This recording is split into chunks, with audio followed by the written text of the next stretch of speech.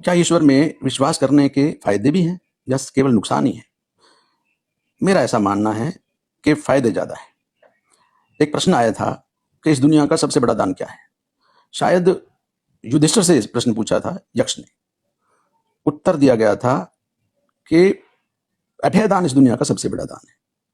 अभयदान का मतलब है कि किसी इंसान को भय से मुक्त कर देना। मान लिया कि आप एक गंभीर संकट में हैं और एक संभावित खतरा है, और उस वक्त कोई आकर के आपसे कहे कि आपको डरने की आवश्यकता नहीं है, मैं हूं, तो उस वक्त जो आपको फीलिंग्स आती हैं उसका दूसरा कोई मुकाबला नहीं होता। ये जो उत्तर है ये बहुत ही सार्थक नजर आता है। और जब आप ईश्वर में विश्वास करते हैं तो ये दान आपको हमेशा उपलब्ध रहता है। मुझे याद है जब हम बेहद धार्मिक हुआ करते थे, दिन रात पूजा पाठ करते रहते थे, तो इस तरह की फीलिंग रहती थी। जैसे आपके किसी मंत्री से या किसी अधिकारी से जान पहचान अच्छी है तो आप बोलते हैं कि टेंशन नहीं है, उनसे तो मैं हाथ पकड़वा करके और हस्ताक्षर करवा लूंगा। ऐसी ही फीलिंग हमें भी थी कि भगवान तो जैसे हमारी मुट्ठी में है, जो चाहेंगे वो करवा लेंगे।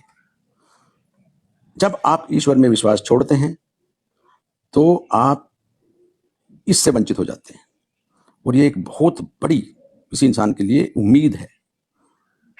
भविष्य में क्या होना है क्या नहीं होना है वो दूसरी बात है। इसलिए मैंने अपने जीवन में कभी किसी को इसके लिए प्रोत्साहित नहीं किया।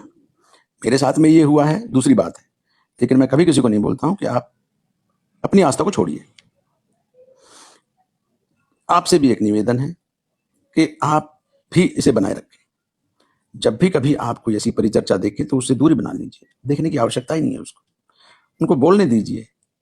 लेकिन अगर आप उसमें इन्वॉल्व होंगे, आज नहीं तो कल आप भी नास्तिक हो जाएंगे और फिर वापसी की कोई गुंजाइश नहीं है।